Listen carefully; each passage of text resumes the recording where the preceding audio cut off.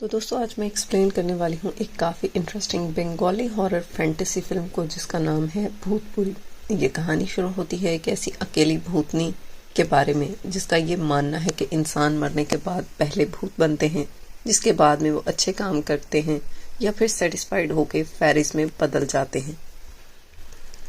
Movie काफ़ी interesting है, आपको देखने में मज़ा आएगा। अगर आप इसे देखना चाहते हैं तो आप जियो हॉटस्टार पर जाकर इसे देख सकते हैं। अब स्टार्ट करते हैं वीडियो को। कहानी की शुरुआत में हम शोरजू नाम के एक बच्चे को आधी रात में अपने ही घर के ऊपर छत पर देखते हैं जो नींद में वायलिन बजा रहा था। जहाँ पर वो छत के कोने पे खड़ा होकर उस वायलिन को बजा रहा था। अगर वो यहाँ से गिर जाता तो एक ही सेकंड में उसकी जान भी जा सकती थी। तभी उसकी माँ शीलो को उसके वायलिन की आवाज़ आती है, जिसका पीछा करते हुए वो देखती है कि छत पर शोरजू ही वायलिन बजा रहा है, जिसको देखकर शीलो जल्दी से जाकर उसे वहां से उतारती है और उसे होश में लेकर आती है। अगले सीन में हम शीलो को अपने हस्बैंड के साथ अपने डॉक्टर अंकल के पास जाते देखती है। वो उनसे बात करना चाहती थी कि आखिर वो ऐसा रवैया क्यों कर रहा है, जहां हमें ये पता चलता है कि असल में शोरजू पिछले कुछ टाइम से ऐसा कर रहा था। जिसके जवाब में उसके अंकल शीलो को ये कहते हैं कि बच्चों में ये बहुत ही आम चीज़ है, इसे हम स्लीप वॉकिंग कहते हैं, इसमें डरने या घबराने की ज़रूरत नहीं। शीलो उनसे ये कहती है कि अगर ये प्योरली स्लीप वॉकिंग की कंडीशन है तो शोरजू इतना अच्छा वायलिन कैसे बजा सकता है, उसने ये कभी भी नहीं सीखा। वो थोड़े बहुत इंस्ट्रूमेंट्स को बजाना तो सीख रहा है, लेकिन अचानक से एक बहुत ही डिफरेंट इंस्ट्रूमेंट बजाना बहुत ही नामुमकिन सी बात है। असल में शीलू को ऐसा लग रहा था कि जैसे उसके बेटे के ऊपर किसी स्पिरिट का अटैक हो, जिसके जवाब में उसके अंकल कहते हैं कि वायलिन बजाना उसने रैंडमली स्टार्ट कर दिया होगा, इसमें कोई भूत प्रेत वाली बात नहीं है। साइंस बहुत आगे जा चुकी है, जिसकी वजह से कई लोग शक कर सकते हैं, लेकिन इसमें यह सोचना कि भूत प्रेत हैं बहुत ही गलत बात है। और शीलो को ये भी कहते हैं कि अगर उनकी बात माननी है तो वो लोग कहीं दूर वेकेशन पे चले जाएं, जिससे कि शीलो का मूड भी चेंज हो जाएगा। यानी उसके दादा का गांव। वहां पर उसके great great grandfather Kalu Thakar का एक बहुत ही बड़ा मेंशन था, जिसको अब तक एक मास्टर नाम का आदमी संभाल रहा था। अब मास्टर साहब उनके आने से पहले ही घर की साफ सफाई करवाते हैं। मास्टर साहब उनके आने से पहले घर के काम करने के लिए बनवाड़ी काका नाम के एक आदमी को भी वहां रख लेते हैं। अब अगले सीन में रात में जब बनवाड़ी सबके लिए खाना बना रहे थे, तब शोरजू उनके पास आके दुर्गाबारी नाम की जगह के बारे में पूछता है, जिसके बारे में उसे अपनी माँ से पता चला था। जवाब में बनवाड़ी काका उसे कहते हैं कि दुर्गाबारी एक खंडर जैसी जगह है। पता चलता है कि गांव में दुर्गा पूजा चल रही, जिसकी शुरुआत यहाँ पर कालू ठाकर ने की थी। अब अगले सीन में हम मास्टर साहब को देखते हैं जो अपने वालिद से बात कर रहे होते हैं और उनके फादर उनसे ये पूछते हैं कि क्या तुम्हें नहीं पता कि वो घर उनके लिए कितना खतरनाक है। वो असल में शीलो की फैमिली के बारे में बात कर रहे थे, जिस पर मास्टर साहब जवाब देते हैं कि वहाँ पर अब पहले जैसा खतरा तो नहीं है, तकरीबन वहाँ रहना अब बिल्कुल ही सेफ है। अब उसके बाद अगले सीन में हम शोरजू को देखते हैं जो गांव में भटकते हुए जंगल की तरफ चला जा रहा था, जहां वो अचानक एक खंडर वाली जगह पर पहुंचकर बैठ जाता है। जिस दौरान बांसुरी बजाते हुए उसकी नज़र कुछ दूर बैठी हुई लड़की पर पड़ती है, जिसने लाल रंग की साड़ी पहनी थी, पूरी तरह से सज धज के बैठी थी। तभी अचानक से वो गायब हो जाती है और सीधा शोरजू के सामने आ जाती है, जिससे हम और शोरजू ये समझ पाते हैं कि यही उस लेडी की आत्मा है जिसके बारे में यहाँ पर बनवारी काका ने बताया था। लेकिन इससे शोरजू को कोई भी फर्क नहीं पड़ता। वो कंफर्म करने लगता है कि क्या ये वही स्पिरिट है, यानी वही दुर्गाबारी वाली आत्मा जिसके बारे में सभी बात कर रहे थे। तभी वो आत्मा खुद के बारे में बताती है कि मेरा नाम बोनलता है, तुम कौन हो जो दुर्गाबारी में आने की हिम्मत कर रहे हो। अब जाकर शोरजू को इस बात पर यकीन हो जाता है कि यही जगह दुर्गाबारी है। अब शोरजू फिर बोनलता से पूछता है कि क्या तुमने ही मेरी माँ की गोल्डन इयररिंग्स चुराई थी, यानी कि कान के झुमके जो उन्हें काफ़ी दिनों से नहीं मिल रहे थे। इस पर बोनलता उससे पूछती है कि तुम्हें क्यों लगता है कि वो मैंने चुराई हैं, जिसके जवाब में शोरजू कहता है कि सभी लोग कहते हैं तुम्हें सोने की ज्वेलरी बहुत ही पसंद है। जिसे सुनकर बोनलता कहती है ये सब इंसानों की बनाई हुई कहानियाँ हैं, हकीकत में ऐसा कुछ भी नहीं। तभी बोनलता शोरजू को छूने की कोशिश करती है और वो उसे छू भी लेती है। जो काफ़ी ज़्यादा हैरानकुन था उसके लिए, क्योंकि ख़त्म होने के बाद आज तक उसने कभी किसी भी इंसान को टच नहीं किया था। तभी रास्ते में एक कुआं दिखाई देता है, जिसके अंदर जाने पर उसे वहाँ एक बड़ा सा टनल नज़र आता है, जहाँ पर उसे मखान नाम का एक चोर भी मिल जाता है, जो कुछ ही देर में शोरजू से बात करते हुए उसे बहुत ही प्राउडली बताता है कि मेरे दादा परदादा भी इसी चोरी के धंधे में थे और मैं भी उसी को आगे बढ़ा रहा हूँ, यानी ये उनका पुश्तैनी काम है। अब हमें यहाँ ये पता चलता है कि ये टनल पूरे गांव में फैले हुए थे, जिनके ज़रिए वो कहीं भी आ जा सकता था। इस दौरान वो शोरजू को बताता है कि पहले इस गांव के अंदर सती प्रथा भी हुआ करती थी, जो इन चीज़ों को हाईलाइट करती है, जिसके अंदर लेडीज़ को उनके हस्बैंड की डेथ के बाद जिंदा ही आग में जलाया जाता है, जिसकी वजह से गांव में बहुत सारी सती की आत्माएं घूमती थीं। शोरजू को ये पता चलता है कि मखान ही वो चोर है जिसने उसकी माँ के इयररिंग्स को चुराया था, जिसे मखान उसे वापस भी कर देता है। लेकिन अब शोरजू वो इयररिंग्स अपनी माँ के कमरे में छुपा के रख देता है और अगले दिन वापस दुर्गा बारी पर जाता है, जहाँ वो एक बार फिर से बोनलता से मिलता है और उससे उसकी कहानी के बारे में पूछता है कि वो कैसे मरी और वो कहाँ पर रहती थी। जिसके बाद बोनलता उसे अपनी कहानी के बारे में बताती है, जिसे हमें पता चलता है कि बोनलता मरने से पहले एक विडो थी। उस वक्त उसके फादर उसे फिर से शादी करने के लिए कह रहे थे, जिसका एक सॉलिड रीज़न था। इसीलिए वो गुस्से में आकर अपने घर से चली जाती है। उसे रास्ते में जाकर दुर्गा बारी से किसी बच्चे की रोने की आवाज़ आती है। जब वो वहाँ देखने जाती है तो किसी ने पीछे से उस पर हमला किया, जिससे उसकी मौत हो गई। उसी दिन के बाद से बोनलता की स्पिरिट भटक रही थी और आज तक उसे ये पता नहीं चला कि उसे किसने मारा और क्यों मारा। यही बात बोनलता जानना चाहती थी। उसने एक ड्रीम भी देखा था जहाँ वो एक एंजल बन रही थी, लेकिन हुआ ये कि इन चीज़ों की वजह से वो यहीं ज़मीन पर ही रह गई, या फिर यूँ कह लें कि ज़मीन और आफ्टर लाइफ के दरमियान में। कहते हैं ना कि किसी इंसान की आखिरी ख्वाहिश पूरी ना हो तो उसकी रूह यहीं रह जाती है। यही सेम चीज़ बोनलता के साथ हो रही थी। हालांकि इस वक्त बोनलता और शोरजू दोनों अच्छे दोस्त बन चुके थे।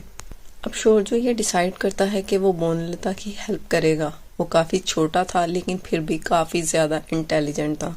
अब शोरजू जब घर पर था तभी मखान उससे मिलने आता है, जिस दौरान उसे पता चलता है कि घर में ऐसे कई सारे आने जाने के रास्ते भी हैं, जिसके बारे में मखान बहुत ही अच्छे से जानता है। वो उसे ये भी बताता है कि शोरजू असल में काला ठाकुर का ही ब्लड लाइन है। ये जानता था मखान। कालू ठाकर एक बहुत ही बड़े प्रीस्ट थे। शोरजू चाहता था कि बोनलता की स्पिरिट यहाँ जल्दी से जल्दी आज़ाद हो जाए, इसीलिए वो मखान से कहता है कि उसकी हेल्प करे और उसकी मदद से ही कि काला ठाकुर के सालों पुराने पूजा घर में जाता है, जहाँ पर उन्हें काला ठाकुर की एक किताब मिलती है, जिसमें उन्होंने पहले से लिखा था कि शायद उनके मरने के बाद बोनलता की स्पिरिट सबको परेशान करेगी, लेकिन देवी महामाया की पूजा करने से इसको रोका जा सकता है। अब उनसे उन्हें ये पता चलता है कि बोनलता कालू ठाकर के ज़माने से ही भटक रही हैं। कालू ठाकर भी इस बात को जानते थे, जो सबसे बड़ी अजीब बात थी। यहाँ पर आगे जाके मास्टर साहब को ये बात पता चलती है कि शोरजू दुर्गा बारी पर गया था और शायद उसने वहाँ पर रहने वाली स्पिरिट को भी देखा, जिसके बाद ये बात वो अपने फादर को बताता है, जो कालू ठाकर के ज़माने के आखिरी मददगार थे। उन्होंने एक टाइम पे कालू ठाकर के अंडर काम भी किया था। अब मास्टर जी के पिता शीलू से मिलने आते हैं, जहाँ पर वो उसे बताते हैं कि कालू ठाकर वैसे नहीं थे जैसे सभी गांव वाले सोचते हैं। सभी को यही लगता था कि वो एक प्रीस्ट हैं, लेकिन उनकी दूसरी सच्चाई बहुत ही कम लोग जानते हैं। जिसके बाद वो कालू ठाकर की उस टाइम की कहानी सुनाते हैं जब वो खुद एक बच्चे थे और उनके अंडर काम करते थे, यानी कि मास्टर के फादर जब बच्चे थे। एक दिन एक आदमी उनके पास आता है और कहता है कि मेरी 4 बेटियां हैं, मैंने आपके बताए हुए सारे रिचुअल परफॉर्म किए हैं, लेकिन अभी तक बेटा नहीं हुआ। और उसे ये डर था कि कहीं उसका ख़ानदान ख़त्म ही ना हो जाए। शायद तुम्हारा ख़ानदान जल्द ही ख़त्म हो जाएगा, और अगर तुम चाहते हो कि ऐसा ना हो तो अपने सबसे छोटी बेटी का सैक्रिफाइस दो। जिसे सुनकर वो आदमी शॉक्ड हो गया।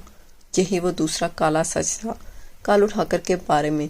इसीलिए तो शायद उनका नाम कालू ठाकर था, क्योंकि वो ऐसे ही काले और गलत काम करते थे। अगले ही सीन में हम कालू ठाकर को उस आदमी की सबसे छोटी बेटी की बलि देते हुए देखते हैं, जहाँ पर वो दुर्गा बारी की जगह पर दफन किया जाता है। उस वक्त उनके साथ मास्टर के फादर भी थे, जो तब एक छोटे बच्चे थे। अब अगले सीन में हम देखते हैं कि कालू ठाकर की दरगाह से किसी बच्चे की रोने की आवाज़ आती है और बोनलता ये बात जाकर कालू ठाकर को बताती है। इस बात को घुमाते हुए कालू ठाकर बोनलता के फादर से कहता है, तुम्हारी बेटी को बच्चों के रोने की आवाज़ें आती हैं, यानी ये माँ बनना चाहती है। अब तो विधवाओं की शादी भी होती है। यहाँ हमें पता चलता है कि बोनलता की फिर से शादी होने के पीछे ये एक गहरा राज था। तो यही एक राज था क्योंकि कालू ठाकुर ने ये बात सजेस्ट की थी ताकि बोनलता इस राज से कभी भी पर्दा न उठा सके। जब बोनलता के फादर ने शादी करवाने की ख्वाहिश की तो लड़के वालों ने बहुत ज़्यादा पैसे मांगे। इसी वजह से शायद वो अपने घर से भागी थी। इसके बाद क्या हुआ ये तो हमें पहले से ही पता है। हम बोनलता के मुंह से ये सुन चुके हैं पहले ही। यहाँ पर हमें कहानी का वो सच पता चला जिसके अंदर बोनलता की मौत का राज छुपा हुआ था। यहाँ पर खुलते हैं इस मूवी के असली राज। जब बोनलता गुस्से में घर से जा रही थी तब उसे फिर से उसी बच्चे के रोने की आवाज़ दुर्गा बारी से आई, जिसके पीछे वो उस जगह तक पहुँच गई जहाँ पर कालू ठाकर ने उस बच्ची को दफनाया। ये वक्त था जब कालू ठाकर भी वहीं पर था और बोनलता का पीछा कर रहा था।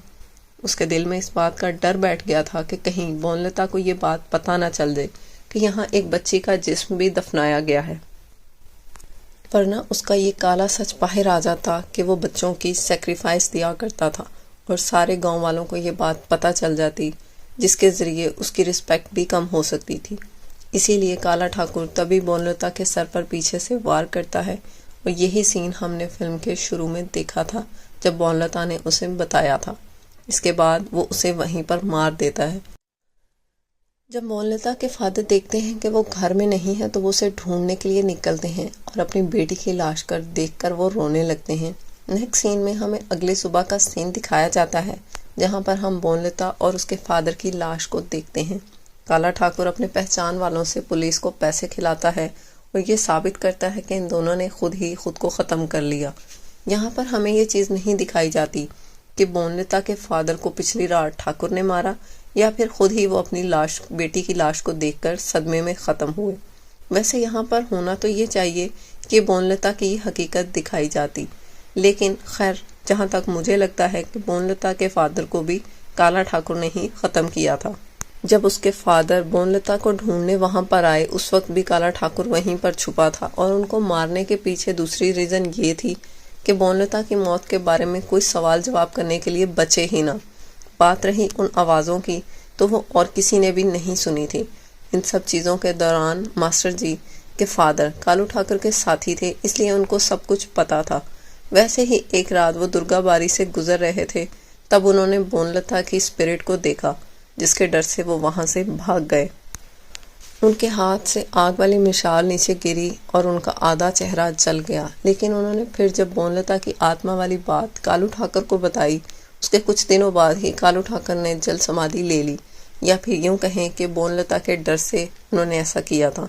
शायद इसीलिए किया कि उन्हें अपनी गलती का रिग्रेट था कि अगर ये राज सबके सामने आया तो उनकी रिस्पेक्ट ख़त्म हो जाएगी। इससे बेहतर उन्होंने यही समझा कि वो खुद ही पीछे हट जाएं, जिससे उनकी जो इज्जत है वो कायम रहे। अब ये सारी कहानी बताने के बाद मास्टर के फादर शीलू से कहते हैं कि बोनलता की आत्मा तभी आज़ाद होगी जब वो कालू ठाकुर के आखिरी वारिस को ख़त्म कर देगी। और इस वक्त शोरजू और बोनलता दोनों ही वहीं पर खड़े होकर ये सब सुन लेते हैं और आखिरी बात सुनते ही बोनलता वहाँ से गायब हो जाती है, क्योंकि अभी तक उसे ये बात नहीं पता चली थी कि शोरजू ही कालू ठाकुर का असली वारिस था और यही रीज़न था कि वो उसे छू सकती थी। अब हम बोनलता की स्पिरिट को देखते हैं जो शोरजू के रूम में आ गई थी। अब अगले सीन में हम शीलू को देखते हैं। तभी बोनलता की आत्मा शोरजू के रूम से बाहर आकर शीलू को पोजेस कर लेती है। अगले सीन में हमें दिखाया जाता है कि शीलू अचानक से स्लीप वॉकिंग करते हुए घर की छत पर आ गई थी। दूसरी तरफ शोरजू फिर से नींद में वायलिन बजाता है, जहाँ वो काफ़ी देर तक उसे बजाता ही रहता है। हम उसी ड्रीम को देखते हैं जहाँ पर हमेशा बोनलता खुद को एक बोर्ड के ऊपर देखती थी। यहाँ होता यह है कि उसके पर निकल आते हैं और वो एक एंजल में बदलने लगती है। साथ ही साथ वो हवा में लेविटेट भी कर रही थी और यूँ लगता है कि ये जो बोर्ड है ये उसे आफ्टर लाइफ में लेके जाने की वाली है। तभी ऐसा करने पर अचानक से शोरजू को होश आ जाता है। वो अपनी माँ को ढूंढता है लेकिन गेट अंदर से लॉक था। तभी वो बनवारी काका को बुलाता है, जिसके साथ ही वो अपनी माँ को ढूंढते हुए छत पर जाता है, जहाँ पर उसे शीलू बेहोश हालत में लिखती है। यहाँ पर जो बोर्ड लगा था उसकी आत्मा को शांति मिल ही गई थी, जो कि मुझे लगता है कि किसी और के हाथ से नहीं बल्कि शोरजू के हाथ से ही मिलनी थी। शायद उसे ये एहसास हो गया था कि इन सब में शोरजू की कोई भी गलती नहीं है। बोनलता भी ये बात जान गई थी कि उसे किसने मारा, और बात रही कालू ठाकर की, तो उन्होंने तो ऑलरेडी ही जल समाधि ले ली थी, जिसकी वजह से वो उन्हें नहीं मार सकती थी। उसके पास दूसरा बेहतरीन ऑप्शन यही था कि वो खुद को आज़ाद करे और हमेशा के लिए अगली दुनिया में चली जाए, और उसके बाद ही वो एंजल बन सकती थी। ये बात यहाँ पे हमें एक ट्रांजिशन दिखाया जाता है, जहाँ पर जो स्पिरिट्स हैं उनके अंदर जब कोई ख्वाहिश पूरी हो जाए तो वो आफ्टर लाइफ में एंटर कर सकती हैं।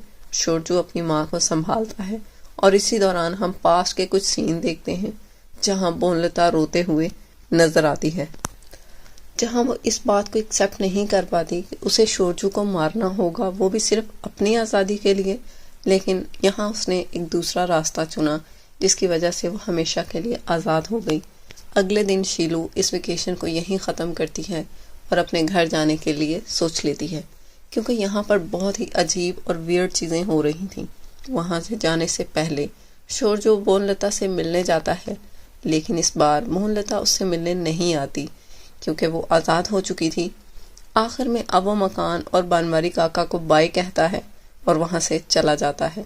तभी हम नोटिस करते हैं जब वो ऑटो के अंदर था, उसके पास मोहनलता का एक सुनहरा पर आकर गिरता है, जो उसे ब्लेसिंग दे रही थी कि अगर ये सुनहरा पंख इस चीज़ को सिग्निफाई करता था कि वो फाइनली आफ्टर लाइफ में जा चुकी है।